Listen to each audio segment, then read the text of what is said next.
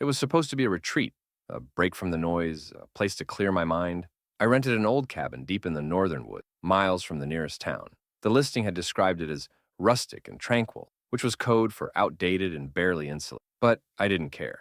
I needed isolation, and the forecast promised a snowstorm, heavy enough to blanket the world in silence. The first day was uneventful. I chopped some wood, lit the fireplace, and unpacked my supplies. The air inside held a faint smell of damp wood and old ash. The floorboards creaked with every step, groaning like a tired old man.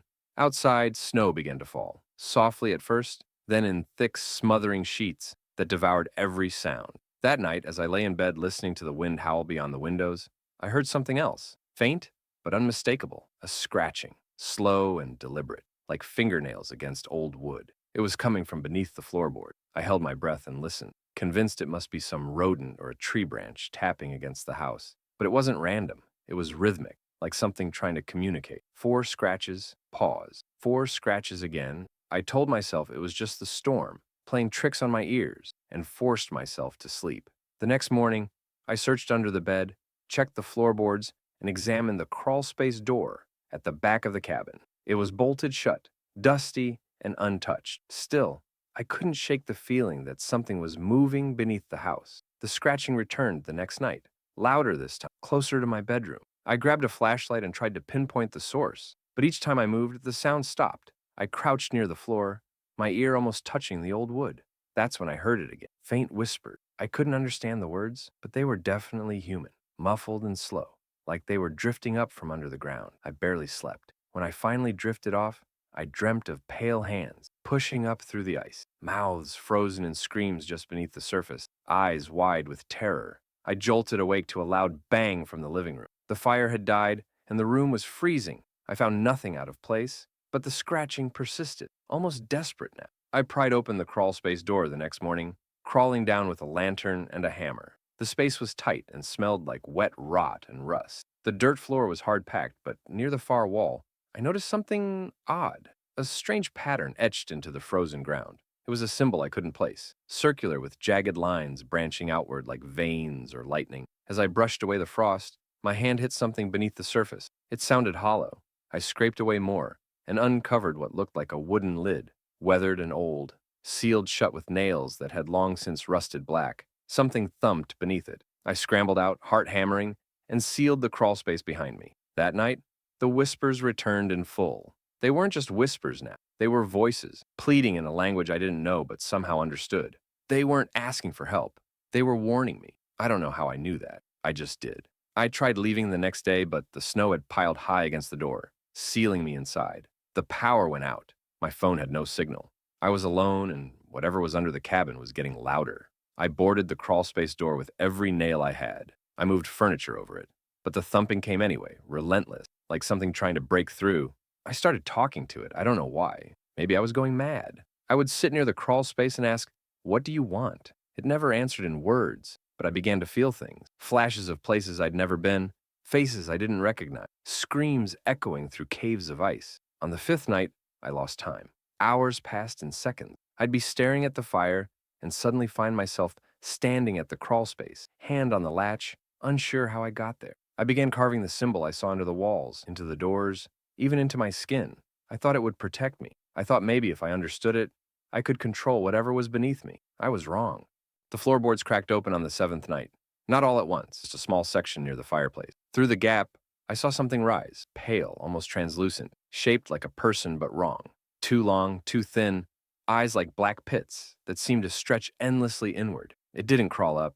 It didn't scream. It just looked at me, and I felt cold like I'd never felt before, like my bones were turning to ice. I don't remember what happened next. When I woke, the floorboards were whole again. The fire was dead. My skin was frostbitten. My hands were raw from scratching something into the floor over and over again. I don't remember doing it, but the symbol was everywhere, etched into the walls, the doors, the ceiling, and the whispering hadn't stopped. I don't think it ever would. I tried to burn the cabin down. The fire refused to catch. The matches all turned to ash in my hand. I smashed the windows, but beyond them was just white. No trees, no sky, just snow and fog and silence. I think the storm isn't real anymore. I think the world outside stopped existing when I opened that. I'm writing this in case someone finds it. If you do, don't stay here. Don't listen to the voices. Don't try to understand the symbol. Don't go beneath the floor. Don't open the ice, because once you do, it never closes again. It started with a desperate call from my cousin Caleb, the kind of call that comes late at night and carries something in its tone that unsettles you long before you understand the words. He had inherited a lodge from our great uncle, tucked deep in a mountainous area where tourists rarely tread. I hadn't seen Caleb in years, but his voice was cracked with fear when he said, "Please, just come. There's something wrong with this. I can't be here alone anymore." I arrived the next morning after a 5-hour drive through winding forest roads and a final uphill climb into thick, snow-covered silence. The moment I stepped out of my car, I felt it, a weight in the air, something dense and oppressive that seemed to press against my chest. The storm had already started, snow fluttering in slow, suffocating spirals. The trees stood like frozen watchers, their branches clawing at the sky. The lodge was massive but decrepit, its timbers groaning under years of neglect. The windows were dark, the air smelled of old pine and damp stone, and Caleb looked like a ghost of himself when he opened the door. His eyes were sunken, skin pale, hands shaking as he ushered me inside. He hadn't slept in days. "There's something here," he whispered as soon as the door shut behind me. "It's under the snow. It's listening." I thought he was being dramatic. Maybe the isolation had gotten to him. But as he led me through the creaking halls of the lodge, I noticed things, unsettling things. Scratches across the wooden walls, always in threes. Rooms that were inexplicably cold, colder than the others. And at the far end of the main hallway, a door nailed shut with rusted iron spikes and markings carved into the frame. Symbols I didn't recognize, but something in my gut recoiled at the sight of them. "It started the first night I stayed here," Caleb said. "The power would flicker. I'd hear noises outside, movement in the snow, heavy, deliberate, but there were no tracks in the morning. Then the dreams came." I asked what he meant by dreams, and he just stared at me with those tired eyes. "It drags you in. At first, it's just voices in the dark, then faces, then it tries to make you open the door. The door at the end of the hall, the one that was sealed like it was holding something in." That night, the storm intensified. Snow slammed against the windows with a fury that shook the walls. The lights flickered constantly, and each time they dimmed, I swore I saw movement out of the corner of my eye, shadows that shifted when nothing should have. I woke in the middle of the night to a sound that froze my blood. Someone was knocking at the front door. Caleb was already standing in the hall, staring toward it with wide eyes. "Don't answer it. It does this every night." 3 slow knocks, then silence. But when I approached the door and looked through the peephole, there was nothing outside, only the thick blanket of snow and the outline of something buried beneath it, something large. The next day, we found more of the strange symbols outside, etched into the snow itself, not drawn, but burned into the surface. Deep grooves, a perfect pattern. No footprint, no tracks, just those symbols. Caleb admitted he'd tried to leave once before, said he packed his bags and drove off, but after hours on the road, he found himself right back at the lodge. He didn't turn around. He didn't make a wrong turn. The road had just shifted, as if the world beyond the woods had folded inward. "I think it wants us here," he said. "It wants something opened." I couldn't deny it anymore. Something unnatural was watching us. The wind didn't sound right. The shadows moved wrong. The snow wasn't just falling, it was covering, hiding, burying something ancient and cold beneath our feet. And the door at the end of the hall was beginning to rot around the nails. The wood splintering, almost as if something behind it was pushing outward. On the 5th night, I saw her, a woman in white, standing out in the snow, her head tilted, hair flowing like ink, and eyes like twin voids that pulled at me even from across the distance. I couldn't move. I couldn't breathe. I just stared, and she stared back, and then she smiled. I tore myself away from the window and found Caleb clutching his head, muttering in a language I didn't understand. He'd drawn the symbols all over the walls with charcoal, desperately trying to replicate something he saw in a dream. "She's whispering to me," he said. "She's under the snow, under the lodge, buried with the others." He said, "others," like it wasn't a mistake. We tried to reseal the cursed door, but it was too late. That night, something banged against it from the other side. Not a knock, an assault. The whole house shook. Lights exploded. Wind screamed through the cracks in the walls, and the symbols began to glow. I don't know how else to describe it. They burned with a faint, cold light, like starlight reflected on a frozen lake. The lodge was vibrating with an energy that didn't belong in this world. Caleb collapsed. His nose bled. His eyes rolled back. And in the final moments before he passed out, he whispered, "She's awake now." The door split in half that night, and what crawled out wasn't human. It had no skin, no eyes, just a skeletal thing wrapped in snow and sinew, with long arms and a maw that stretched unnaturally wide. It slithered across the floor like smoke and ice, and every light in the house went out. I ran. I don't know how I escaped. I remember the cold biting into my lungs, the snow blinding me as I stumbled through the woods. I don't remember finding the road. I don't remember driving. I woke up in a hospital 3 days later, found by a snowplow crew who said I was babbling nonsense, half frozen and bleeding from my hands. They told me the lodge had collapsed in the storm. No sign of Caleb, no sign of any unnatural symbols, just rubble and snow. But I know what I saw. I still hear the knocks late at night. 3 slow knocks and then silence.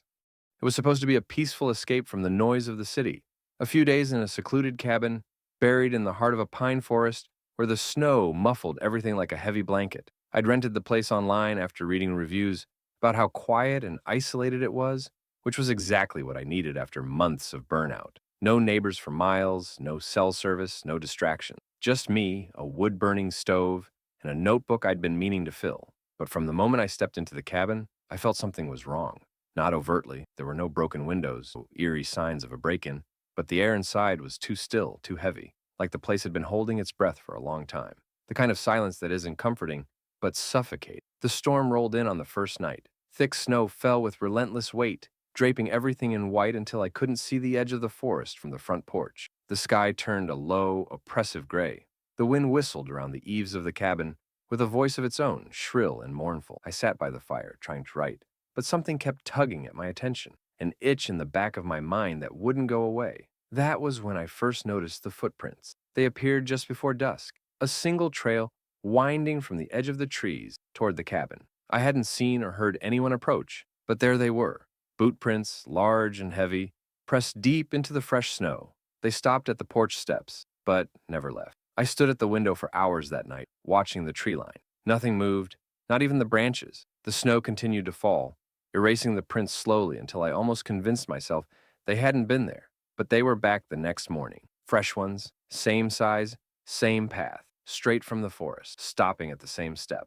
No return trail. The unease grew stronger after. I started hearing things, soft knocks at the door, always in the early hours of whispers behind the walls, too low to understand but too clear to ignore. The firewood would be rearranged in the morning. Sometimes my boots would be wet when I hadn't gone outside. Once, I woke up to find the front door slightly ajar, snow drifting in across the threshold. But the worst was the feeling that I was being watched constantly from the tree line, from the corners of the cabin, even from behind me in the mirror. On the third night, I locked every door and window before bed, placing a chair under the doorknob just to be safe. Around 3 a.m., the knocking started again, this time harder, more deliberate. I stayed frozen in my bed, heart pounding in my ears. Then, the sound changed. It wasn't knocking any, it was scratching.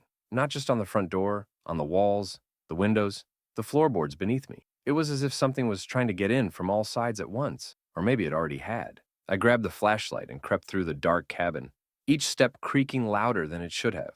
I swept the light across the windows, no movement. But when I reached the back hallway, I noticed something new. Handprints. On the inside of the glass, long, pale fingers smudged against the frosted pane, as if someone or something had been staring in from the inside all along. I turned, and for a second, I thought I saw something at the end of the hall. A figure, tall, thin, too thin. It ducked into the shadows before I could aim the light directly. I packed to leave the next morning. I didn't care about the storm or the roads. I just needed to get away from that cabin. But when I opened the front door, there were dozens of footprints in the snow, all around the cabin, some leading toward it, most circling, none leading away. The silence was worse now. It felt sentient, like the woods themselves were waiting for. I got in my car and tried to drive, but the road was gone, covered entirely in deep snow, no tire tracks in sight, just an endless stretch of white between me and the forest. And then I saw it, a figure standing at the edge of the trees, the same too tall shape I'd seen in the hall. It didn't move, didn't come closer. It just stood there, head tilted slightly, arms hanging unnaturally long at its sides. I drove anyway, plowing through the snow blindly, not caring if I wrecked the car or got stuck. I just needed distance. But no matter how far I went, the road always seemed to curve back toward the cabin. Eventually, I gave up and stopped at a clearing.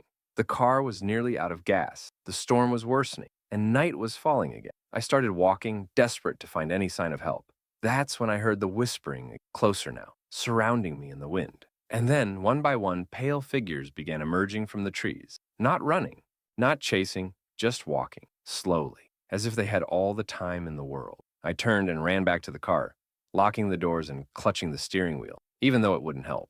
They gathered around me, silent and still, their faces featureless, white and smooth, like snow-covered mannequins. They didn't move, didn't speak, they just watched until I passed out from exhaustion or fear, I don't know which. I woke up in a motel 2 days later, found wandering a highway by a trucker who said I was barefoot and delirious. The doctors said I must have suffered hypothermia and hallucinations, but I know what I saw. I never went back for my things, but sometimes I still find snow on my windowsills in the morning, even in the middle of summer. It was my first winter as a mail carrier in the remote northern route, a quiet assignment, perfect for someone like me who preferred solitude over office chatter. The job sounded simple enough: drive a government-issued van through a few scattered rural neighborhoods, deliver mail, return home. But I was warned about Route 47, the Ridge, as the locals called it. They said it was cursed, that strange things happened up there when the snow fell heavy and thick. I didn't believe in curses. I just wanted a steady paycheck. Route 47 was a long, winding road that carved through dense woods, climbed steep hills, and eventually vanished into the wilderness. There were only a handful of houses along the route, most old, crumbling places with residents that rarely came to the door. But they all insisted on their mail. Some left notes taped to their mailboxes, requesting packages to be left on specific porches. Others just stared from behind curtains, unmoving, like shadows behind glass. The snowstorm hit hard on my third week. Visibility dropped to just a few feet ahead of the van. The road vanished beneath slush and ice. I should have turned back, but I had a truck full of holiday packages and I knew they'd complain if I skipped the deliveries. Halfway through the route, I passed a house that wasn't on the usual, an old log cabin buried under a blanket of snow with an unmarked mailbox standing crooked at the edge of the road. What caught my attention wasn't the house. It was the package already inside the mailbox, wrapped in faded brown paper, tied with red string, addressed to me. I stared at it for a long moment. No return address, just my name, in bold capital letters. I hadn't told anyone where I was stationed. No one outside of work even knew my route. Thinking maybe it was a prank from a coworker, I placed the package on the passenger seat and continued on. That's when things started to change. The radio, which had been nothing but static for days, suddenly crackled to life. Not music, not voices, just whispering, faint and frantic, like dozens of people speaking all at once, layered over one another. I tried to shut it off, but the knob wouldn't budge. The volume began rising on its own. I tossed the package in the back, unsettled. The whispers didn't stop, even with the radio off. When I reached the last house on the route, the storm had grown worse. I could barely see my own headlights. I dropped off the last parcel and hurried back to the van. But it wasn't where I left it. It had moved, only a few feet forward, but enough to leave a clear trail in the snow. And there were footprints around it, dozens of barefoot, human. They circled the van like dancers in some strange ritual. I stood frozen in place, heart pounding, breath fogging in the cold. Then, I noticed the package was back on the front seat. I hadn't put it there. I got in and slammed the door shut, locking it out of instinct. The whispering returned, louder now, echoing in the cabin even though the radio was off. The dashboard lights flickered. The heater cut out. The windshield fogged up in an instant, obscuring the view. When I wiped it clear with my sleeve, something was standing in front of the van. Tall, hunched, gaunt.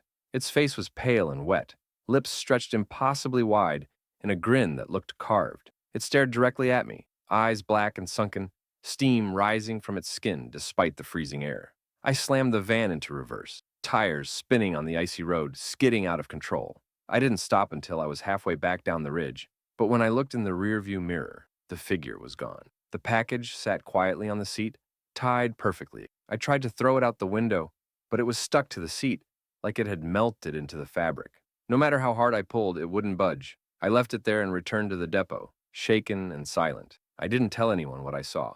That night, I heard the whispering in my apartment. It came from the walls, from under my bed, from inside my closet. No radio no van, just the package. It was sitting on my kitchen table. I never brought it inside. The string had come loose. The brown paper was torn. I didn't open it. I couldn't. But every day since, it's been moving around on its own, from room to room. Sometimes I wake up to find it at the foot of my bed. Other times, it's on my pillow. Once, I found it in my bathtub, soaked but intact. I've quit the job, moved cities, changed my name, but the package always finds me, always wrapped the same way, always addressed to me. And now, the whispering never stops, even when I sleep. It was during the worst snowstorm in 20 years that I agreed to house sit for my cousin Jeremy. He'd recently bought an old farmhouse, nestled in the outskirts of a small town, miles from anyone. buried deep in a forested valley. He was supposed to be away for just a weekend conference, and I thought it would be a peaceful escape from my cluttered life in the city. A few days of quiet, maybe some reading, some hot cocoa by the fireplace. I had no idea what I was stepping into. The house was beautiful, that rustic, eerie kind of way. High ceilings, exposed wooden beams, creaky floors, and a long hallway lined with family portraits from previous owners, faces worn and faded from decades of dust and time. Jeremy hadn't gotten around to replacing them. Said they added character, but there was something off about that house. The moment I stepped in, I noticed how cold it felt. Not just physically, but in the air, in the silence. Like something was watching, like something had been waiting. The first night, I heard footsteps upstairs. Not creaks from the house settling, real, rhythmic steps, slow and heavy. I assumed it was the pipes, maybe the wind, but then I remembered there was no second floor. The entire house was single level. Still, I tried to ignore it. I made some tea, wrapped myself in a blanket, and focused on the snow falling outside. It blanketed everything in white, burying roads, trees, even the front porch. At around 2 a.m., I woke up to the sound of the front door handle jiggling. It wasn't the wind. It was deliberate. Metal scraping, a slow turn, and then a faint knock. I didn't go to check. I just sat there in the guest bedroom, heart hammering, staring at the door. The next morning, I found footprints leading up to the porch, barefoot prints, dozens of them, but no prints leaving. That's when I started noticing things moving. Small at first, a lamp tilted slightly, a book knocked off a shelf, the hallway light flickering despite new bulbs. Then came the smell. Damp earth, something rotting, something old. I tried calling Jeremy, no signal. The landline was dead too, the wires likely frozen under the snow. I would have left then, but the snow had made the road impassable, and the nearest neighbor was miles away. That evening, I explored the basement, hoping to find a fuse box or some old supplies. The moment I opened the door, a wave of icy air hit me, so cold it burned my skin. The stairs creaked under my weight, and the light bulb above barely lit a few steps ahead. Then I saw the mirror. It was old, ornate, covered in a dusty white sheet. It wasn't hanging, it was standing upright in the center of the room, like it had been moved there recently. I don't know what compelled me to pull the sheet off. Maybe I thought it would help me understand what was going on, but I wish I hadn't. The reflection was wrong. I saw myself, but behind me, standing just outside the doorway, was a tall figure, completely black, featureless, with long arms that dragged along the floor. I spun around, nothing. I looked back into the mirror, still there, closer now. I ran upstairs and slammed the basement door shut, pushing a heavy dresser in front of it. I didn't sleep that night. I couldn't. At one point, I tried to burn the hallway portraits. The faces seemed to change subtly when I walked past them, eyes following me, mouths slightly more twisted than before. But no matter how much I burned, they reappeared in the hallway every morning. The fifth night, I heard whispering from behind the walls. It started in the living room, then moved to the kitchen, then the bedroom. Always just beyond reach, always saying my name. Then the hallway lights went out and the mirror appeared again, this time at the end of the hall. I never brought it upstairs. It stood there silently. In its reflection, I saw my own body, but my face wasn't mine. It was gaunt, pale, with eyes completely black and a mouth stitched shut. I smashed the mirror with a fireplace poker. It didn't break. When Jeremy finally returned, I was curled up in a corner, muttering nonsense, barely coherent. He had to drag me out of that house in the middle of the storm, wrap me in blankets, and drive me straight to a clinic in town. I told him everything. He didn't laugh. He didn't call me crazy. He just looked at me and said, "I didn't want to tell you, but I found that mirror in the basement when I moved in. Tried to throw it out, but it always comes back." Then he showed me his forearm, 4 long scratches, freshly scabbed, just like the ones I'd woken up with. That house, it doesn't want to be empty. It just wants someone to stay. And every winter, it makes sure no one ever leaves. I used to work night shifts at a small, privately owned mountain lodge tucked far into the snowy hills of a secluded ski town. The job was simple: managing check-ins, cleaning up the lobby, refilling the coffee stand, watching the security cameras, and keeping the fire going in the main lounge. It was peaceful, quiet, sometimes too quiet, but I enjoyed the solitude. The lodge barely saw guests in the off-season, especially during harsh winter storms. Most nights, it was just me, a stack of firewood, and the low hum of wind scraping against the walls. There were 8 guest rooms upstairs, and a few cabins in the woods behind the lodge. But that winter, none were occupied. Just me and the snow. One particular night stands out, the kind that settles in your bones and never really leaves. A storm had rolled in fast and violent, completely burying the driveway and blocking any route in or out. I was snowed in for the night, and the power flickered just after sunset, forcing me to rely on backup generators and candlelight. Around midnight, I was walking past the front desk when I noticed movement on the lobby security monitor, one of the exterior cameras, cabin 3. It flickered, and then a figure appeared standing at the door, not approaching, just standing there, motionless in the storm. I stared at the screen. I hadn't checked anyone into cabin 3. In fact, I hadn't checked anyone in all week. The figure was tall, wearing some sort of heavy coat with a hood pulled low over the face. I couldn't make out details, just the shape, completely still despite the brutal wind. I switched angles to the next camera. The figure was gone. I stepped outside, my breath freezing instantly. I aimed my flashlight toward the cabins. The wind was howling, thick with snow. Visibility almost zero, but there were tracks, deep ones leading from the woods to cabin 3.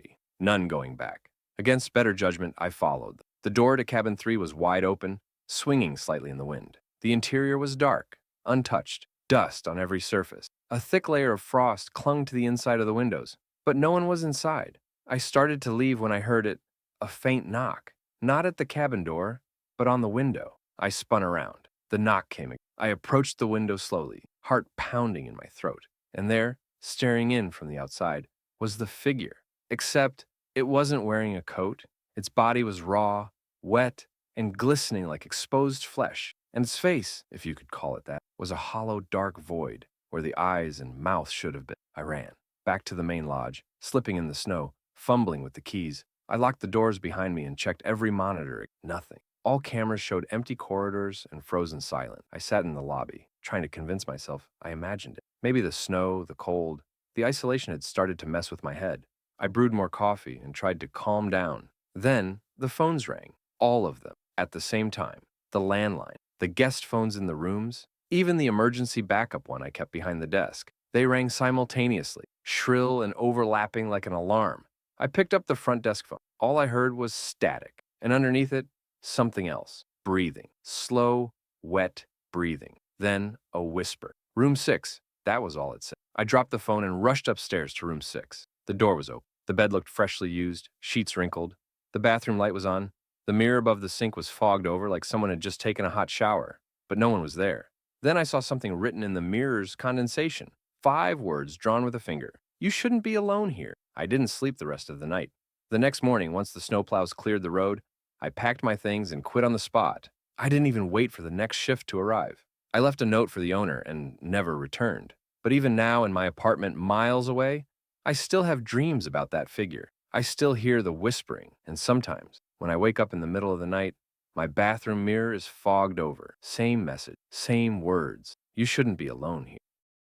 The storm had rolled in faster than any forecast had predicted. I was on a road trip through the northern mountain passes, just me, my old pickup truck, and a need to get away from everything. I didn't have a real destination, just a longing for isolation and snow-covered peace. But that night, peace was the last thing I found. I'd taken a narrow side road, hoping to find a place to park and wait out the blizzard. That's when I saw it. A small wooden sign, barely visible through the snow. Maple Hollow Rest Stop, 2 miles. It sounded perfect. But when I arrived, the place was eerie and abandoned. Just a single rundown building with boarded-up windows, half-buried vending machines, and a few covered picnic tables cracking under the weight of the snow. But most striking of all was the phone booth, old, red, and oddly pristine, standing alone under a crooked streetlight that flickered like it hadn't worked in years. And yet, it glowed steadily. I parked my truck near the building and figured I'd rest there until morning. The snow was already piling too fast to drive any farther safely. I made some instant coffee on my portable burner, reclined the seat, and tried to relax. That's when I heard it, the unmistakable sound of a phone ringing. It echoed through the storm like it was right beside me. I sat up and looked around. There was only one phone for miles, the booth. It was ringing. Through the frost-covered windshield, I saw the phone dangling off the hook, swaying gently. I don't know why I got out. Maybe it was curiosity. Maybe it was the way the sound seemed to press against my skull, vibrating in my teeth. I approached the booth cautiously, snow crunching beneath my boots. The second I stepped inside, the wind seemed to stop. Total silence. It felt sealed off from the outside world, like stepping into something ancient. I lifted the receiver. Static at first, then a voice, a child's voice. "He's watching you." I dropped the phone immediately, backed out of the booth, and ran to my truck. But as I reached the door, I froze. There were footprints all around my vehicle. Not mine, not booted tracks, bare feet, small, child-sized. They circled the truck over and over, even though I hadn't seen a soul out there. No other cars, no lights in the trees, nothing. I locked the doors, heart pounding, engine running now, even though I knew I couldn't drive out through the snow. I just wanted to be ready. Then, the radio came on by itself. It wasn't music, it wasn't static. It was that same child's voice. Don't look at him. Don't look at him. Don't look at him. Over and over again, a chant, louder each time, until I yanked the battery connection and killed the sound. I sat in silence until I felt the pressure, like someone was standing outside the truck window. I refused to look. I just stared ahead, gripping the steering wheel until my knuckles turned white. But then came the knock, software, delicate. I turned slowly. There was a child, maybe 6 or 7 years old, face pressed to the glass, eyes pure white, no irises, no pupils. His skin looked like it had been frostbitten to the bone, with patches of raw gray flesh. His lips were moving, but I couldn't hear anything through the glass. Then, from behind him, I saw something move, something tall, too tall. It came from behind the vending machine, long-limbed, gaunt, faceless, like a stretched shadow in the shape of a man. It moved without sound, without hesitation. It wasn't walking, it was gliding, dragging behind it a trail of snow that melted as it passed. The child stepped aside, and the tall thing leaned down toward my window, almost curious. Its head tilted. Its finger, if that's what it was, pressed lightly against the glass. Then the windshield cracked, spiderweb fractures bursting out like ice under pressure. I floored the gas pedal. I didn't care about the storm, didn't care if I skidded off the mountain. I just had to get away. And somehow, by some miracle, I reached the main road again. I didn't stop driving until I saw lights, a town, a gas station, anything. The rest stop? I went back days later when the snow had cleared. There was no booth, no building, no rest stop, only trees, and a sign half buried in the snow that read, Maple Hollow, abandoned since 1976. I never found out what that place was, or who that child was, or what that tall thing wanted. But sometimes on stormy nights, I still hear a faint ring echoing in my ears, and I swear every time I pass a phone booth, no matter where I am, I feel like I'm being watched.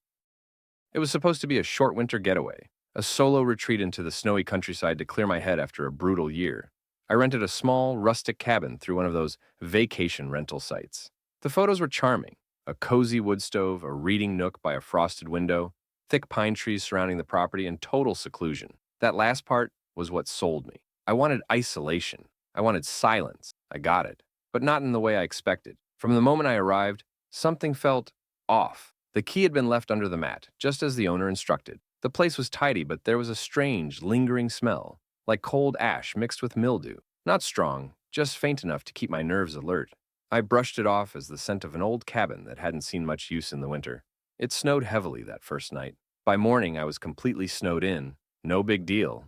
I had enough food, books, firewood, and even offline movies to keep me company. It was peaceful. I kept the fire going, made tea, and curled up under a blanket with a novel. But then I noticed the footprints. They were outside, visible through the frosted window in the living room. Fresh prints in the snow, just a few feet from the cabin wall. At first, I assumed they were mine from when I carried my bags in the night before. But these were barefoot, narrow, and much smaller than my own, almost childlike. And they led in a complete circle around the cabin, not to or from the door, just a ring around the perimeter. It rattled me enough that I double-checked the locks and moved my chair closer to the fire. I told myself it was just an animal or some optical, but deep down, something in my gut twisted, tight, and cold. That night, things escalated. Around midnight, I heard scratching, soft, rhythmic scraping from the back wall of the cabin. I sat frozen, waiting for it to stop.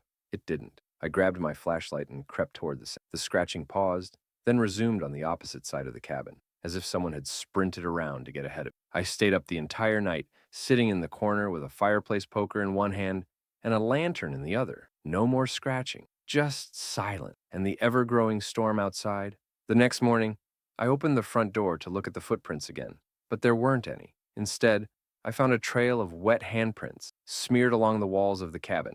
Not footprints. Hands dragging across the wood siding, some high, some disturbingly low, some so small they looked inhuman.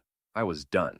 I packed everything, ready to leave, even if it meant hiking through waist-deep snow. But as I stepped off the porch, something stopped me cold. A snow angel, right in front of the cabin, perfectly formed in the untouched snow, arms out, legs spread, but not playful, not joyful. It was too long. The arms stretched wider than normal. The head shape was wrong, elongated, oval, warped, and in the center of the angel's face was a gaping hole, where the snow had been melted down to the earth beneath, as if something had pressed its face into it and lingered there. I I rushed back inside, deciding to wait for the storm to ease before risking a trek out. That evening, the power died. Total blackness. I lit candles and huddled by the fire. My breath fogged the air even indoors. I heard footsteps overhead on the roof, slow, deliberate. I didn't dare move. Then came the tapping, not from the door, from the window, the one next to the reading nook. I slowly turned my head. There was a face pressed against the glass. But it wasn't a person. It was more like an imprint of a face, as if the glass had softened just enough for something to stretch its features into. The eyes were deep, sunken voids. The mouth was frozen in a wide, open scream, lips barely defined by the distorted frost. And then, the glass cracked, just slightly, right down the center of the face. I backed away trembling and saw something moving in the shadows of the cabin.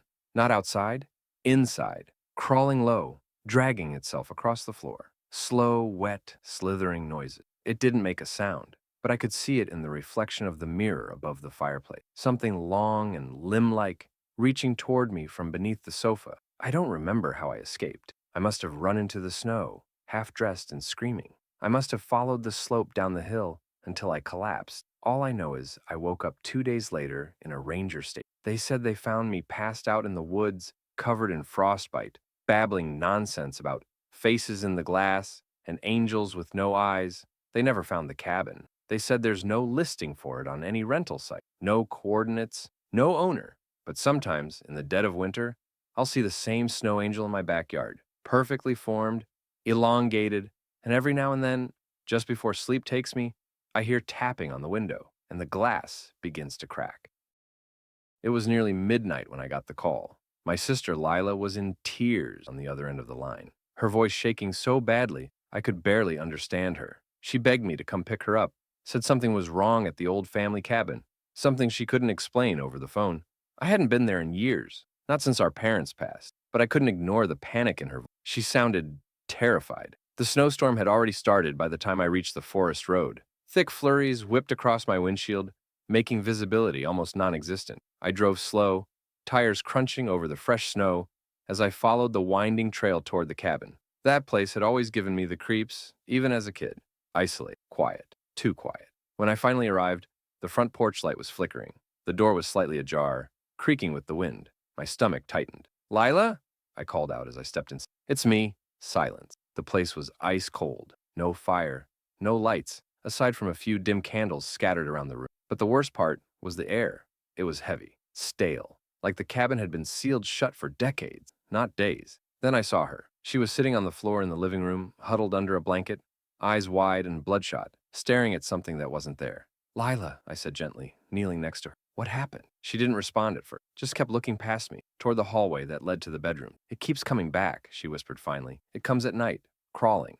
"What does?" She didn't answer. Instead, she reached for something beside her and handed it to me. A small wooden box. It looked hand-carved, old, stained dark with age, and something else I didn't want to identify. I found this under the floorboard in Mom and Dad's room. It was sealed with nails and wire. I think they hid it there. I opened the lid. Inside was a bundle of yellowed papers, diary pages maybe, and something wrapped in black cloth. When I unwrapped it, I froze. It was a jawbone, human, small, child-sized. The diary pages were worse. They weren't written in my parents' handwriting. They weren't written by anyone I recognized at all. But they detailed ritual, sacrifice, and a thing referred to only as the hunger below. One page repeated the same sentence over and over again. The snow must bury it. If it sees the light, it comes to feed. I was about to speak when Lila grabbed my arm, squeezing hard. "It's here again." I turned toward the hallway. There were wet footprints forming on the floor, one by one, slowly, as if something invisible was walking toward us, dragging. I pulled Lila to her feet and backed us into the kitchen, searching for something, anything, I could use to defend us. Then I heard the growl, low, guttural, and close. It didn't sound like any animal I'd ever heard.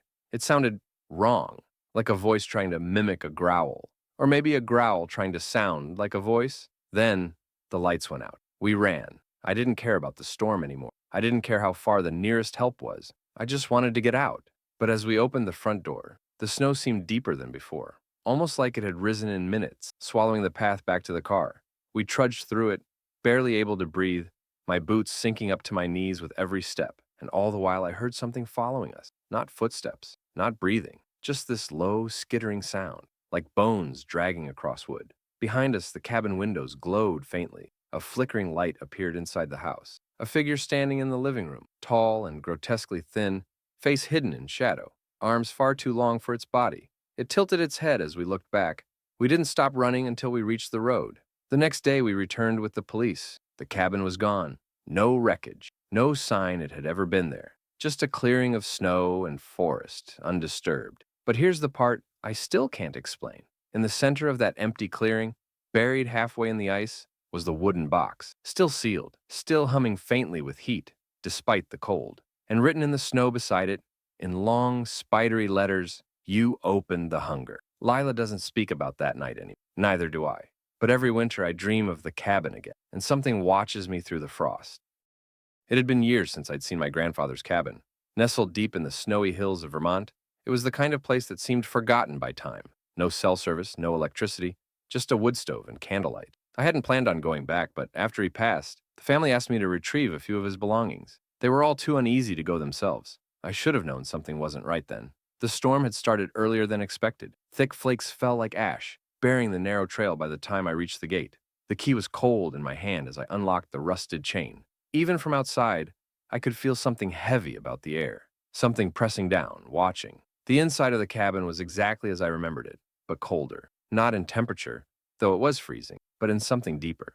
The walls felt soaked with silence, like sound didn't belong here anymore. I lit the wood stove and started sorting through his old things, boxes of tools, books, maps, and then I found the journal. It wasn't his. The handwriting was shaky, erratic. The name on the inside cover said, Arthur Bellows. I had no idea who that was. But what I read chilled me deeper than any snow ever could. The storm wakes them. They come from beneath the ice. I hear them scratching the fire dim. I saw one last night. It stood in the trees, just watching. The shape of it. No animal is shaped like it. At first I thought it was the ravings of an old man losing his grip on reality. But then I saw the drawing. Crude sketches filled the margin. Elongated figures, twisted limbs, faces with hollow holes where eyes should be. One image was repeated over and over again. A tall, hunched creature with ribs like tree branches and a gaping mouth where its torso should be. As night fell, the wind began to howl louder than I'd ever heard before. I bundled up and tried to get some sleep, telling myself I was letting the journal get into my head. But the scratching started around midnight. It came from beneath the floorboards, slow, dragging nails or claws, inching their way across the planks. I held my breath, listening. It wasn't mice. It was too heavy, too deliberate. Then I saw the nails, not mine, the ones rising from the floor, one by one, as if something underneath was pushing them up. I jumped back, heart pounding, and the sound stopped. I grabbed the flashlight and shined it across the floor, trying to calm myself. That's when I saw the footprints. Bare, human-looking prints, damp and smeared across the wooden floor, leading from the cellar door to the fireplace and back. But I hadn't opened the cellar. I should have left right then, but something kept me rooted. A sick sense of curiosity mixed with dread. I opened the cellar door. The stairs descended into blackness. A damp, heavy cold hit me in the face. The smell was awful, like rotting wood and wet stone. I took a few steps down, light shaking in my hand. There were carvings on the walls, strange symbols, deep gouges etched into the stone. Some looked ancient, others were fresh. And in the far corner of the cellar, something moved. Just a flicker, a shift of shape, but it was enough. I ran back up and slammed the door shut, but I didn't make it in time. Something thudded against the door behind me, a scraping like bone across wood, then a slow, rhythmic knocking. Not fists, not claws, just one long finger tapping. I didn't sleep that night. By morning, the wind had buried the cabin under snow. I packed everything and tried to leave, but the road was gone, swallowed by snowdrifts higher than my chest. The storm hadn't stopped, and something was out there. I could feel it every time I looked into the woods. Then the journal vanished. I'd left it on the table. When I returned, it was gone, along with the cellar key. But in its place, on the frost-covered window, were marks, fingerprints, long and narrow, like claws trying to trace a way in. That night, I heard whispering from the fireplace. I left the next morning on foot, hiking miles through knee-deep snow, until I found a ranger's station. They didn't believe my story, but I didn't care. I haven't been back to that cabin since, but sometimes I hear the tapping again, just faintly, beneath my bedroom floor, when the wind begins to howl. And every winter, when the snow falls thick and fast, I wonder how long it'll take before they find me again.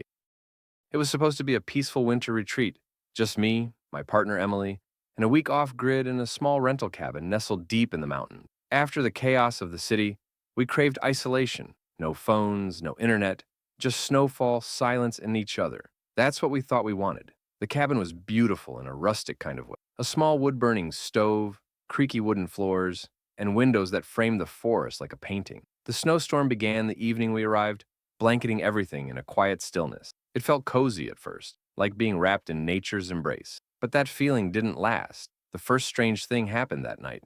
We were sitting by the fire, sipping wine, when we heard footsteps on the roof. Slow, deliberate, crunching through the snow. I looked at Emily, hoping she'd say it was just a tree branch shifting or maybe an animal. But she'd heard it too. I stepped outside with a flashlight, heart racing. The wind bit through my coat, but I forced myself to scan the roofline and surrounding trees. Nothing. No tracks, no movement, just snow falling thick and silent. When I came back in, the footsteps started again, this time in the attic. We didn't even know the cabin had an attic. I found the entrance in the hallway ceiling, an old square hatch with pull string. Emily begged me not to open it, but I had to know. I pulled the string slowly and a cold draft hit my face. Dust rained down. I lifted the hatch door and aimed my flashlight inside. There was nothing, just darkness and cobwebs. No signs of anyone or anything. Still, I couldn't shake the feeling that something had been there, watching. The next morning, the storm had worsened. We were snowed in. The power flickered once before dying completely. The fireplace was our only source of heat now, and the cold seemed to creep into our bones no matter how much we stoked the flames. Emily was pale, distant. She said she kept hearing whispering when I wasn't in the room, soft, murmuring voices from the walls and floorboards. I tried to laugh it off, but deep down, I was starting to hear things too. And then we found the door in the basement. It wasn't part of the cabin list. It was hidden behind old furniture and stacked wood, iron, old, rusted shut. But something had scraped at it, deep gouges in the wood leading to it like something trying to get in or out. I wanted to leave, storm or not, but we were trapped. That night, I woke to Emily standing at the foot of the bed, just standing there, her eyes wide open, staring at me. "Did you hear it?" she whispered. "What?" "The voice in the attic. It's calling me." I jumped out of bed and shook her. She blinked like she'd just woken up. She didn't remember any of it. Later, I found her again in the hallway, staring up at the attic hatch. "There's something up there," she said. "It wants me to open it." I told her not to. I begged her. But that evening, while I was outside trying to dig out the car, she did. I came back in and found the hatch open. The ladder extended. Emily was gone. I climbed into the attic, flashlight in hand. The air was freezing, unnaturally cold. My breath fogged up the beam of light, but I pushed forward through the darkness. That's when I saw the footprints, bare footprints, small, childlike but wrong. Elongated toes, sharp heel marks. They led to the far wall, where I saw something else, a trapdoor, half-rotted, and I followed the prints down into a space I didn't even know existed, a hidden crawl space between the walls, lined with old insulation, dust, and bones, tiny bones, dozens, and in the corner, crouched in the dark, was Emily, or something that looked like her. She turned toward me slowly, eyes black, mouth twitching in an inhuman grin. "You shouldn't have opened it," she whispered. "Now it knows your name, too." I ran. I didn't even think. I barreled out of the cabin, into the snow, into the storm, barefoot and screaming. I don't know how I survived. A search team found me 2 days later, half frozen and delirious. They searched the cabin, said there was no basement door, no attic trapdoor either, and no sign of Emily. But sometimes, when I close my eyes, I see her face in the dark, twisted and smiling. And when the snow begins to fall, I hear her voice whispering from the walls, "It remembers you." I never believed in curses or haunted places. I was the type to scoff at ghost stories, to laugh at the idea of something supernatural lurking in the shadows. That changed during the winter. I agreed to help my friend Dylan renovate an old property he'd inherited, a dilapidated cabin buried in the remote outskirts of northern Montana, just in time for the worst snowstorm the region had seen in years. Dylan said the place had been in his family for generations, abandoned for decades. He wanted to fix it up, maybe turn it into a rental. I figured a week in the woods helping out would be a good way to disconnect. But the moment we stepped onto the property, something felt wrong. The snow hadn't even started yet, but the sky hung low and gray, pressing down on it. The trees around the cabin looked off, twisted slightly, their trunks warped in unnatural ways, leaning just a bit too far, almost like they were watching. The inside of the cabin was worse. Mold-covered walls, water-damaged ceilings, old furniture covered in dust and claw marks. Not scratches, claw marks, deep ones. It's probably just animals, Dylan said with a shrug, but the way he said it, he didn't believe it either. The first night we stayed in the loft upstairs. The wind began to howl sometime after midnight, and with it came a sound I'll never forget. A low, moaning wail, long, mournful, like something in pain. But it wasn't an animal. It sounded human, almost like a voice being dragged through the cold. I tried to sleep, but I kept hearing scraping beneath the floorboard. I told Dylan. He brushed it off again. The next morning, we found footprints in the snow around the cabin. Bare footprints, no shoes, no boots, bare human feet. They circled the cabin and stopped beneath the window where I had slept. That's when I started feeling watched, constant. Even inside the cabin, I could sense something hovering just beyond my vision, right at the edge of the shadows. I told myself it was paranoia, that the isolation was getting to me. But then the basement door started opening on its own. It was a heavy, warped door. You had to yank it hard to even budge it. But now, every time we turned our backs, it was open again, just a few inches, enough to see the stairs leading down into the pitch black below. On the third night, the real horror began. We were sitting by the fireplace, trying to ignore the wind outside, when something knocked on the front door. 3 slow, heavy knocks. We froze. There was no car outside, no neighbors for miles. Dylan looked at me, pale. Who the hell would come out here in this storm? I opened the door. No one was there. Just the footprints again. Bare feet, leading from the woods to our porch, and then stopping. No return tracks, just gone. We tried to laugh it off, but neither of us could sleep. Around 2 a.m., we heard something moving in the attic. But there was no attic, just a crawl space above the ceiling board. Dylan went to check. I stayed downstairs, listening, holding a flashlight like it would protect me. Then I heard him scream. When I rushed up, he was standing in the hallway, white as snow. He didn't speak. He just pointed to the ceiling where a panel had slid open. Something had carved symbols into the wood. Spirals, runes, strange marking. And on the wall beside it, something had been written in ash. It lives beneath. Feed it or be taken. Dylan didn't sleep that night. Neither did I. The next day, he wanted to leave. I agreed. But the storm had trapped us in, snow so high we couldn't even open the front door. We tried calling for help, but our phones were dead, drained completely despite being fully charged the day before. That night, Dylan disappeared. I woke up to find his bed empty, the door wide open, snow blowing into the cabin. I found him outside, barefoot, standing in the clearing, staring up at the treetops. His skin was blue with frost, his lips moving silently. I tried to pull him back, but he fought me, screaming about the thing in the floor, the mouths beneath the roots, the whisper. I dragged him inside, but he wouldn't stop muttering. He kept saying the same phrase over and over again. It's hungry. It chose me. He didn't survive the night. I buried him in the snow the next morning, sobbing, confused, terrified. I planned to leave the moment the storm let up, but I never made it, because now I hear it too. The voice beneath the floor, the whispers in the wood, the hunger, and every night the basement door opens just a little more. And I know eventually it's going to take me too. It began with a warning I ignored. The man who handed me the keys to the lodge looked me dead in the eye and said, "If the wind howls past midnight, don't open the windows, no matter what you hear. And whatever you do, don't answer if someone knocks." I chuckled, thinking he was just trying to spook a city guy renting an off-season mountain lodge. It was a cheap deal, too cheap, but I chalked it up to timing. A week of peace in a remote, snow-covered valley sounded like exactly what I needed after my divorce, and months of stress. Solitude sounded like therapy, but it didn't take long to feel the weight of silence. The place was beautiful, I'll give it that. Pine walls, a stone fireplace, a wraparound porch buried in snow, but something about it felt old. Not aged, but tired, like the place had been trying to forget something. I brushed it off as nerves and settled in.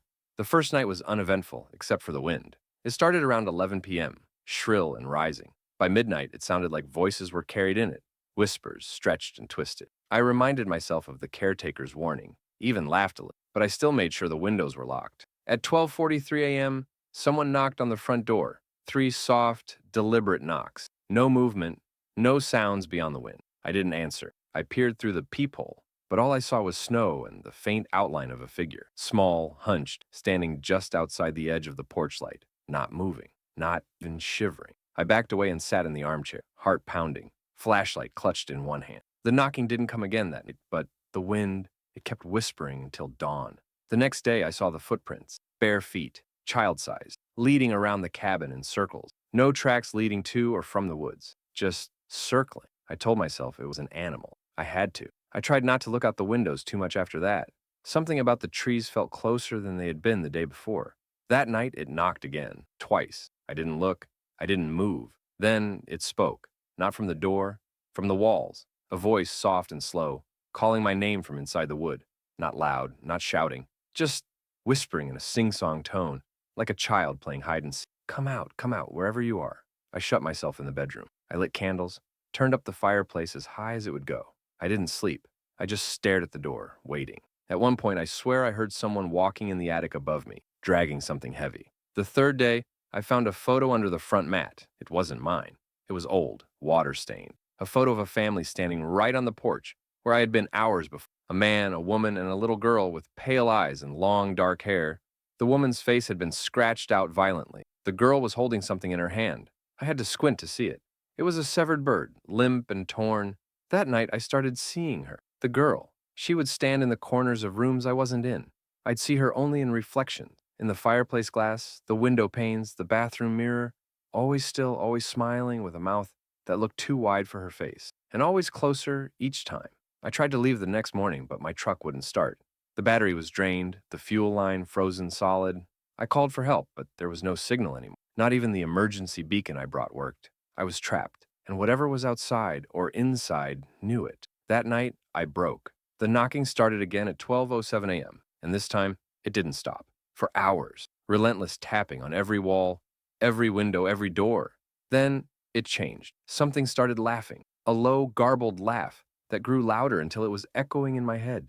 I covered my ears. I screamed, and when I opened my eyes, she was standing in front of the fireplace, staring at me. The little girl, pale eyes, twisted smile. She didn't move, didn't speak. She just stared. I backed away, breath hitching, heart pounding so hard I thought it would explode. I blinked, and she was gone.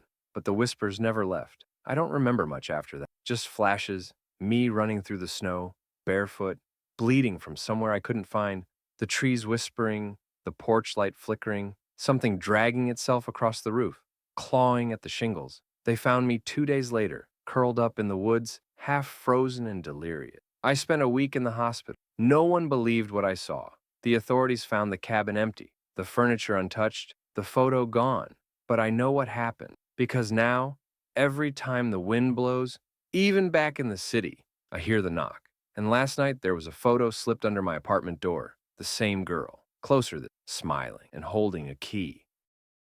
It started with a message scratched into the frost on my window. I had just moved into the cabin 2 days prior. A rental, nothing fancy, just a remote lodge deep in the snowy woods. The kind of place meant for people seeking solitude. I wasn't running from anything dramatic.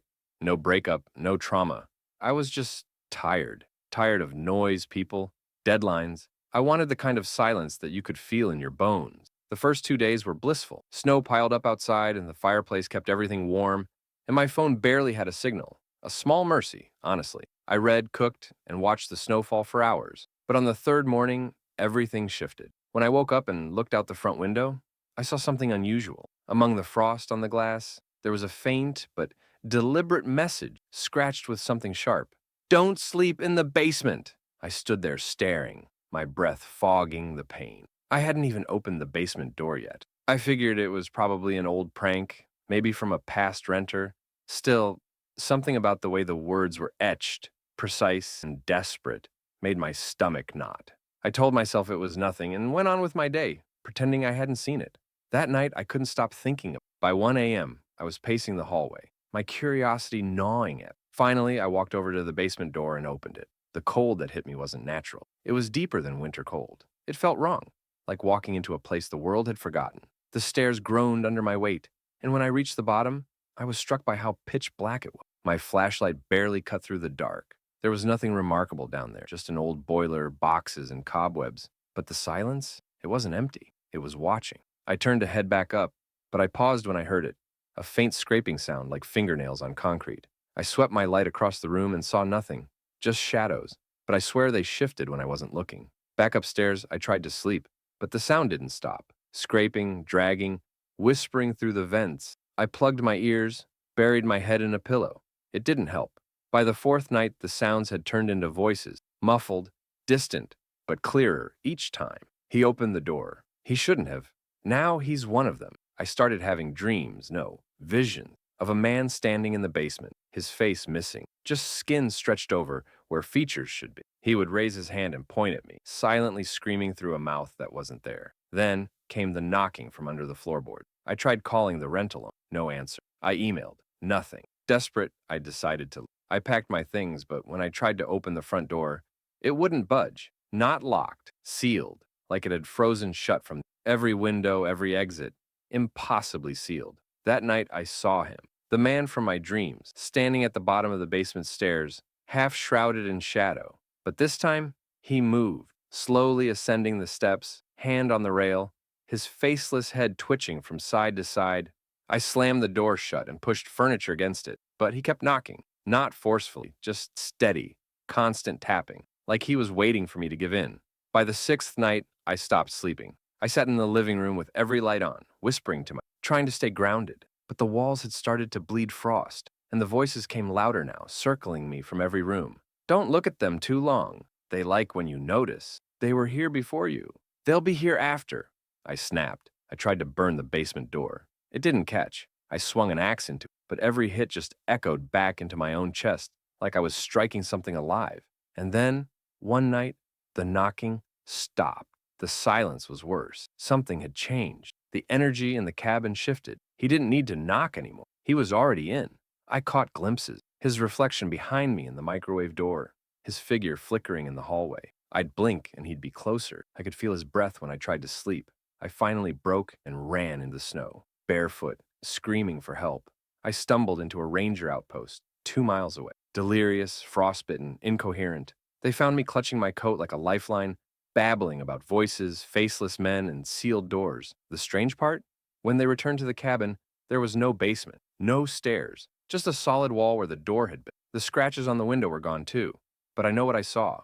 And last week I woke up in my apartment and saw a new message, barely visible in the frost on my bedroom window. Don't sleep in the basement. It's following you now.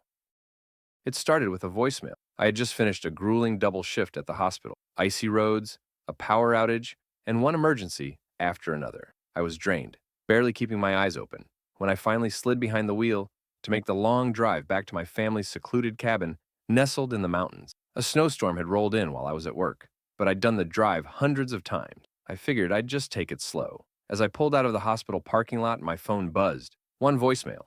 Odd. I hadn't heard it ring. I tapped play and listened through the car's speaker. Static. Then a voice low and garbled, barely intelligible through the noise. Don't come home. It's not your family anymore. I froze. The voice sounded like my brother, Michael, but there was something off about it, like he was whispering from the bottom of a well. I tried calling him back, but it went straight to voicemail. I texted both him and my parents. No response. I told myself it was a prank, maybe even some technical glitch. But the deeper I drove into the woods, the more I couldn't shake the feeling that something was wrong. The snowstorm intensified. By the time I reached the cabin's long driveway, visibility was almost gone. I parked halfway and walked the rest on foot. The snow was already knee-deep, and the forest around me felt heavier than usual, thicker still. When I reached the front porch, the lights inside were on. I sighed in relief. Maybe everything really was fine. Maybe I'd just overreacted. But the second I opened the door, that illusion crumbled. My mother stood in the hallway smiling, a little too wide. Her eyes didn't match her expression. They were flat, empty, watching. My father greeted me, his tone cheerful, but his voice didn't quite carry the warmth it usually. And Michael just stared at me from the kitchen table. No words, no movement, just staring. I forced a smile and asked what they'd been up. No one answered. They just kept smiling. We had dinner, sort of. They sat around the table, eating in complete silence. The only sound was the scraping of cutlery on ceramic. When I tried to make conversation, they would all turn their heads at the same time and nod, like they were mimicking human behavior they'd only seen in movies. That night, I couldn't sleep. Their footsteps kept echoing in the hallway, slow, synchronized pacing back and forth outside my room. I locked the door. Hours passed. The footsteps never stopped. At around 3 a.m., my phone buzzed again. Another voicemail. It was Michael's voice again, but this time, clearer, panicked. They're not our parents. They're not me. I don't know what they are. I'm in the basement. Don't trust them. Don't let them in your head. Don't. The message cut out. I bolted out of bed. The hallway was empty, but I could still hear the slow creak of footsteps. Only now, it was coming from inside the walls. I rushed downstairs to the basement door. It had been padlocked from the outside. My hands trembled as I fumbled with the bolt. When I finally got it open, I descended into the cold, damp darkness, flashlight in hand.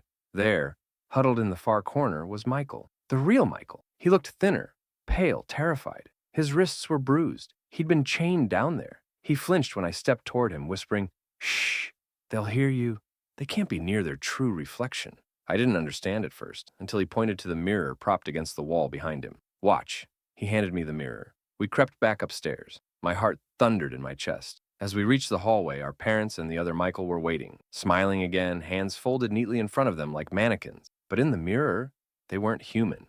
Their reflections were twisted, grotesque things, hollow sockets for eyes, skin stretched too tightly over skulls, mouths hanging open in a permanent, hungry grin. I dropped the mirror in shock, and it shattered. That's when they attacked. They moved in sync, fast and unnatural. Michael and I bolted, diving through a window and into the snow. We ran for miles through the woods until we reached a ranger's cabin.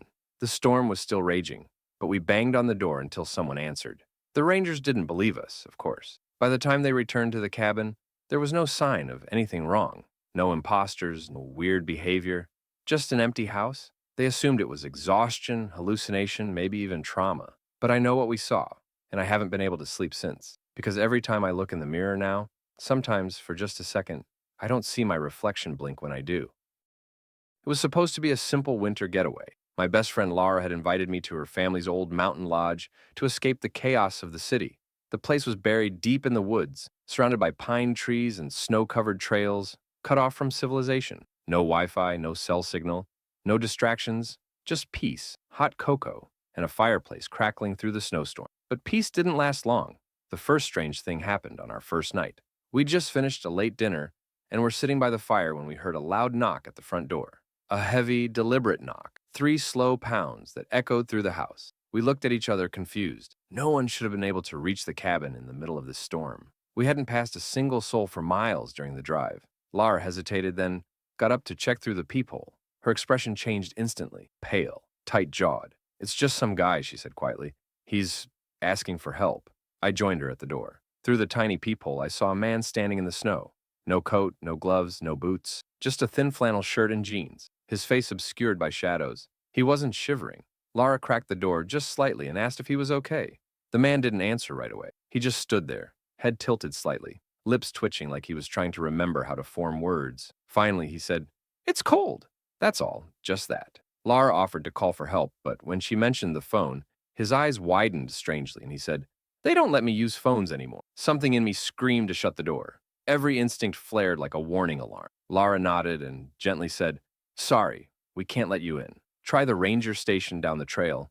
Then she quickly closed the door and locked it. That night, I couldn't sleep. I kept thinking about the man, how he stood there for another hour, before finally walking into the woods, slowly, without even turning back. The next morning, we found footprints in the snow, dozens of them, circling the cabin. Not just from that man, there were more now, a lot more. They weren't human footprints either. Some were barefoot, others had elongated toes, clawed impressions like something crawling on all fours. Some were impossibly deep, like whatever made them was heavy, inhumanly heavy. We tried to convince ourselves it was just an animal, but that night it got worse. We heard whispers, not inside the house, but just beyond the windows. Soft, muffled voices, like someone whispering a language we didn't recognize. Dry, rasping syllables repeated over and over again. Laura turned on every light. I grabbed the fireplace. We checked every window, every corner. Nothing. Then, the power went out. The whispers grew louder in the dark. We locked ourselves in the upstairs bedroom, pushed furniture against the door, and lit every candle we had. That's when I noticed something in the hallway outside. Just at the edge of the candlelight, a figure, tall, lurking behind the banister. It didn't move when I saw it. It didn't run or charge. It just stood there, slightly hunched, watching. Its head was bent too far to one side, like its neck couldn't hold it upright anymore. Its arms hung low, too long, almost touching the floor. Then, it vanished. Laura screamed. Something was moving under the floorboard, crawling beneath us, shaking the walls. Something was inside the house now. We didn't sleep at all. By morning, we tried to leave. We packed up, grabbed our coats, and ran for the car. But when we reached the driveway, the car was gone. Not buried. Gone. No tire tracks, no sign it had ever been there. Just a trail of the strange footprints leading into the trees. We decided to hike toward the ranger station instead, even though it was miles away. But after hours of walking, we found ourselves back at the cabin. Somehow, no matter which direction we took, We always circled back. The snow had started falling again, harder now, and in the woods between the trees, I began to see them. Figures, dozens, watching. Some wore faces I recognized, my sister, my old neighbor, my childhood teacher, but twisted, wax-like, hollow-eyed, like masks stretched over something that didn't quite know how to wear them. That night, they came closer. We barricaded the house again, but we could hear them scraping against the walls, tapping on the windows, whispers rising like wind through the cracks in the floor. One by one, they tried the doors. Then, the knocking returned, but this time, from inside the house. Lara lost it. She screamed and threw open the attic door. I followed her up, desperate for a place to hide. That's when we saw it.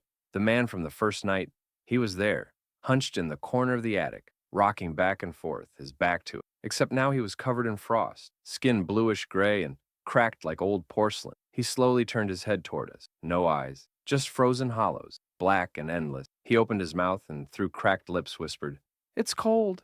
It's always cold." Then, the other figures started crawling through the attic walls. That was the last thing I remember before I blacked out. When I woke up, I was alone in the snow. The cabin behind me was burned to the ground, charred ruins buried in ash and ice. No sign of Lara, no footprints, no figures, just the cold and the whispers that still follow me when I sleep. It's been 3 years since that snowstorm, and I still can't explain what happened in that little roadside diner. I try to tell myself I imagined most of it, that maybe the cold got to my head, or that exhaustion played tricks on my mind. But some nights, when the wind howls just right, I hear the faint sound of clinking glass and whispering voices, just like I did that night. I was driving cross country to visit my parents for the holidays. The weather reports warned of an incoming snowstorm, but I figured I had enough time to get through before it hit. I was wrong. By the time I realized the storm had picked up speed, I was already halfway down a deserted stretch of highway with no service and dwindling fuel. My wipers were barely keeping up, and my headlights cut through thick curtains of white. That's when I saw it. A small neon sign glowing faintly through the snow. Rosie's Diner. Open 24/7. It looked like a scene from a different decade.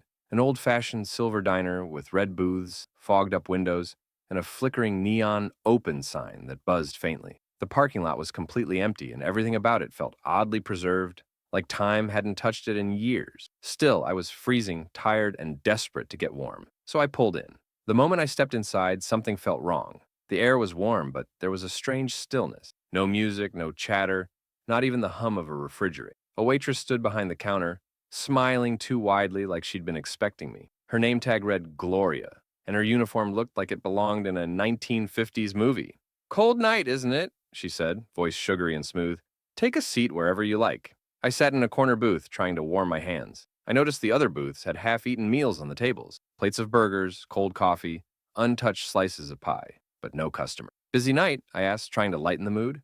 Gloria's smile widened. Always. She handed me a menu, though the items on it were strange. Things like whispering pie, static soda, ashen roast, and a dish simply labeled the special. I thought it was a joke, but when I asked for a regular coffee and a grilled cheese, her smile faltered. "We don't serve that here," she said flatly. I hesitated, then shrugged it off and ordered the special, half out of curiosity, half because I didn't want to argue. She walked to the back, and I sat there, staring out the fogged window as the storm thickened outside. That's when I noticed the clock on the wall. The hands weren't moving. In fact, they weren't even attached to anything, just suspended in place, like they'd been glued to the face. Yet, every few seconds, I heard a faint tick, tick, tick, even though the clock wasn't moving at all. I started feeling uneasy, like the air was getting heavier. Then the bell over the door rang, even though no one came in. I looked up, but there was just emptiness. The booths were still empty, the door still closed. But now a steaming cup of black coffee sat on my table. I hadn't seen Gloria return. When I reached for it, I noticed something scrawled on the napkin beneath the cup. "Don't eat the food. Don't talk to the others." I looked around, heart pounding. The others? That's when I noticed them. Not customers walking in, but figures already sitting in the booths. People that hadn't been there seconds ago. They looked frozen in place. One man was slumped over a bowl of soup.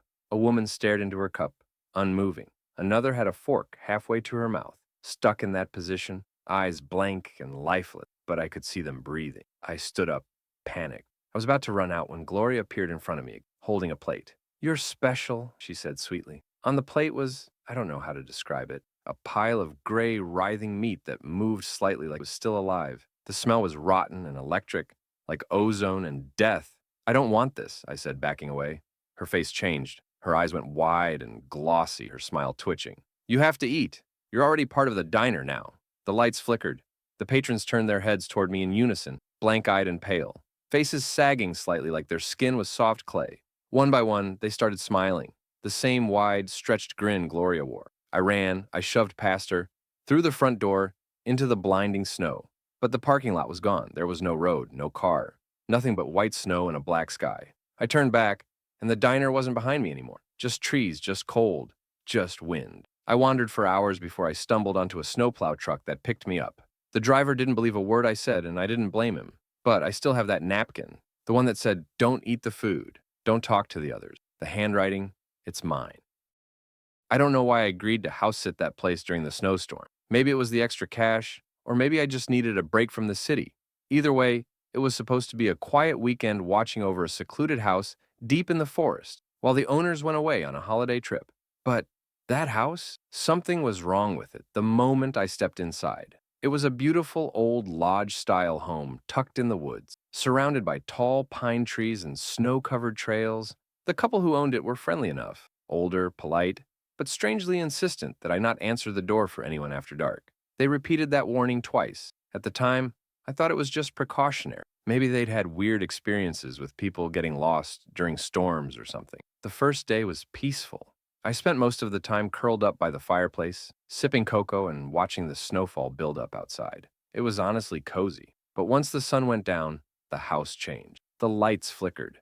Not just once or twice, constantly, as if something was toying with the wiring. The temperature dropped, even though the fire was roaring. I felt a persistent cold draft, but couldn't find where it was coming from. And then came the knocking. It started faint. A single knock at the back door. 3 slow taps. I froze. The owners told me not to answer the door, but I thought maybe someone got lost in the storm. I went to the window but saw nothing. No footprints, no shadows, just snow. Then it came again, this time louder. 3 knocks at the front door. Still, no one was there. By the 3rd round of knocking, something was clear. It was moving around the house. 1 knock at the kitchen door, then at the window beside the study, then upstairs. But I was alone. I tried calling the homeowners, but there was no signal. I checked the landline. It was dead. I remember just standing in the living room, heart racing, trying to stay calm. That's when I heard something inside the house. Footsteps, upstairs. At first I thought maybe I was imagining, but I could hear the creak of the old wooden floorboard, slow and deliberate, walking from one room to the next. I grabbed the fireplace poker and crept up the stairs. The hallway was pitch black. My flashlight barely worked, the beam flickering like it didn't want to see what was ahead. I checked every room. Nothing. But as I turned to go back down, I saw it. In the mirror at the end of the hallway. A figure, not behind me, in the reflection, just standing there in one of the guest rooms. It wore a long, tattered coat, its face obscured by dark, matted hair and snow clinging to its shoulders. I turned to look. Nothing. But when I looked back at the mirror, it was closer. I ran. I slammed the bedroom door shut, pushed a chair against it, and tried to catch my breath. I didn't sleep that night. Every few minutes, there'd be another knock at a different door or window. At one point, I swear I heard whispering coming from the vents. In the morning, everything was quiet again. I thought about leaving, but the storm had gotten worse. The roads were buried. I was stuck. That evening, it started again. But this time, it spoke. I was reading in the living room when I heard a whisper by the fireplace, low and hoarse. "Let me in." I turned around and no one was there. I didn't sleep at all that second night. I stayed up, clutching the poker, staring out every window. The figure appeared again. This time outside, standing at the edge of the forest. I couldn't see its face, but I knew it was looking right at me. Then, just before dawn, it knocked again. Not at a door, but at the window of the 2nd-floor bedroom I had locked myself in. That's when I realized there were footprints on the roof. The next morning, I packed my things and left on foot. I didn't care how deep the snow was. I trudged through the woods for hours until I finally got cell service and called a friend to come get me. I told the owners I wouldn't be returning, and they just nodded silently, explained what happened. Before they left, the old man said one last thing. "You didn't let it in, did you?" I shook my head, but he didn't look convinced. I remember the day I agreed to help my cousin Ben move into his new cabin like it was yesterday. He'd just bought this isolated little place on the outskirts of town, perched on the edge of a frozen lake surrounded by dense woods. It was the kind of spot that felt peaceful during the day, but something about it was off the moment the sun dipped behind the trees. It was early January and a snowstorm was creeping in from the north. The sky had that heavy, colorless look that warned you something brutal was coming. I told Ben we should wait, but he was stubborn and excited, so we pressed on with the move. The first few hours were uneventful. We hauled boxes, set up furniture, got the fireplace going. I helped him hang a few old hunting trophies on the walls, antlers, weathered photos, even this weird rusted iron bell he found in the attic and insisted on keeping above the front door. I didn't like that bell. The sound it made was sharp and metallic, echoing strangely in the house every time the door opened. That night the storm hit hard. Thick snow smothered everything outside. The wind howled like a living thing, and the trees creaked in the dark. The power cut out around midnight, leaving us to rely on the fireplace and a few flickering lanterns. Still, Ben was in good spirits, joking about how it was all part of the cozy cabin experience. Then came the scratching. It started faint, like twigs brushing the siding. But it wasn't the wind. The pattern was too deliberate, too rhythmic, slow, persistent drags across the wooden walls. Then, taps. Light, slow taps on the living room window. I got up, thinking maybe a branch was loose. But when I pulled back the curtain, my breath caught. There were handprints in the snow on the glass. Not just handprints, claw marks, long and deep, trailing from the edge of the frame inward. But no footsteps. Nothing else disturbed the snow outside. Ben tried to laugh it off. Said it was probably some animal, maybe a raccoon. But I could see it in his eyes. He didn't believe that. We decided to double-check all the doors and windows. Everything was locked tight. The fireplace crackled behind us, casting twisted shadows on the walls. That's when the iron bell rang. Just once. One sharp, piercing clang. No wind, no open door. We ran to the front, but no one was there. The door was still shut. But hanging from the bell was a strip of dark, frozen fabric. It looked ancient, torn from a coat or cloak, frozen stiff with ice. Neither of us touched it. We just stared, trying to make sense of it. Then came the smell. It was sudden and overwhelming. A thick, rotting stench that filled the air like smoke. The fire sputtered. The shadows seemed to crawl higher across the walls. Something was in the house. We heard it moving upstairs. Heavy, dragging steps. Not human. Not right. Ben grabbed a flashlight and we crept up the stairs, trying to stay quiet. Every step felt like thunder in the silence. We reached the landing and the air was ice cold. One of the guest room doors was wide open, even though we were sure we'd closed it earlier. Inside, the room was empty, but on the bed, something had been there. The blankets were soaked and tangled, as if someone or something had laid there in the cold. On the pillow was a wet imprint, a long, distorted shape. Not a head, something else. That's when we heard the whispering. Low, breathy words coming from the hallway. Not English, not anything we recognized. It echoed like a chant, getting louder by the second. We ran. We didn't stop until we were in the truck, plowing through the snow, with the tires barely gripping the road. We drove straight to my place and didn't say a word until we were miles away. Ben never went back to that cabin. A few weeks later, he sold it to a guy from out of state. The man who bought it vanished during the next snowstorm. His car was found at the property, door wide open, engine off. No footprints, no sign of struggle. Just the iron bell, swinging gently in the wind, ringing over and over again. And beside it, more claw marks, etched into the wooden frame.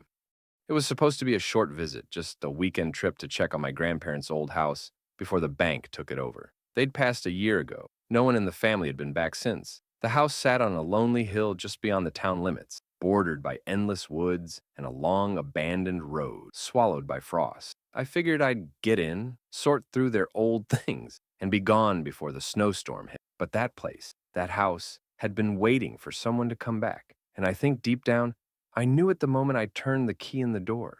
The house was cold, not just from the winter, but from time. Everything felt frozen in memory. Dust-covered furniture, photographs with faded smiles, coats still hanging by the door. It smelled faintly of lavender and something deeper, damp wood and something sour beneath the surface. I lit the fireplace, tried to settle in. The wind outside was beginning to rise, pushing snow against the windows in soft waves. I went room to room, opening boxes, digging through keepsakes. I found an old music box, still working, though its tune dragged slightly out of tune, like it hadn't been played in decades. I should have left. The first strange thing happened around midnight. I'd fallen asleep on the couch with the fire dying low when I heard footsteps upstairs, slow, heavy, measured. I froze, listening. The steps moved across the floor, paused, then began to descend the staircase, one creak at a time. I grabbed a flashlight and stood, heart pounding. "Hello?" I called out, though I already knew no one should be there. No answer. But something had come down the stairs. The hallway light flickered as I approached. The staircase was empty, but I saw something at the bottom step. A single wet footprint, barefoot, small. I searched the house top to bottom, but found nothing. Still, the air felt colder, like something had slipped in through an unseen crack.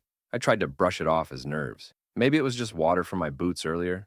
Maybe the house settling. That's what I kept telling myself. Until the whispers started. They came from the walls. Faint, overlapping voices. Some whispering nonsense. Others calling my name in tones that made my skin crawl. I pressed my ear to the wall by the fireplace and heard breathing. Slow, wet. I packed a bag and tried to leave. The front door wouldn't open.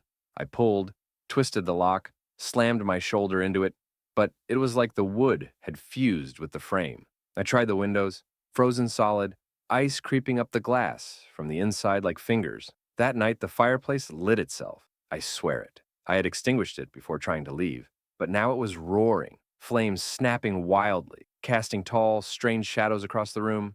I saw a figure in the flame, not imagined, clear as day. A woman, hair hanging over her face, arms swaying slowly as if underwater. She stood behind the fire, staring straight at me. I backed away, tripping over the rug, but she vanished as quickly as she appeared. That was just the beginning. For the next 2 nights, I was trapped in that house. I stopped sleeping altogether. Something was in there with me. I heard it moving behind walls, scratching behind the pantry door, dragging itself down the hallway at night. I started seeing handprints in the fog, on the windows, on the inside. On the third night, I found a trapdoor in the master bedroom closet. I hadn't noticed it before. It was small, barely large enough for a person to squeeze through. I don't know why I opened it. Curiosity, desperation, maybe something worse. There was a ladder leading down into blackness. The smell hit me first. Rot, decay, old water. I climbed down with my flashlight, knees trembling. What I found down there still haunts me. A room beneath the house. Dirt walls, wooden beams, and a single chair in the center. Shackles hung from the walls, rusted and old, and across the far side, a mirror, tall and cracked, covered in black handprints from the inside. I stepped closer, and something moved in the reflection. Not me. It smiled. Not a warm smile. A hollow, twisted one, like a mask stretched too far. I turned to run, but the mirror began to pulse, vibrating like it was breathing. The voices grew louder. From the walls, from behind the beams, from the mirror itself. They were screaming now, screaming to be let out. I barely made it up the ladder before something grabbed my ankle. Cold fingers, tight and wet, trying to pull me down. I kicked, climbed, slammed the trapdoor shut. When I looked around, everything in the house had changed. The furniture was rotted. The walls were covered in mold. The photos were blackened and warped. Time had jumped or twisted. I don't know. The front door finally opened that. I ran through the snow. Didn't stop until I hit the main road. A passing truck picked me up, and I didn't say a word. I just stared ahead, trying to block out what I'd seen. A few weeks later, I went back, just to see. The house was gone. No debris, no ashes, no sign it had ever been there. Just a ring of scorched earth in the snow, and an old, cracked mirror lying face up in the dirt. When I looked into it, I saw myself still inside that house.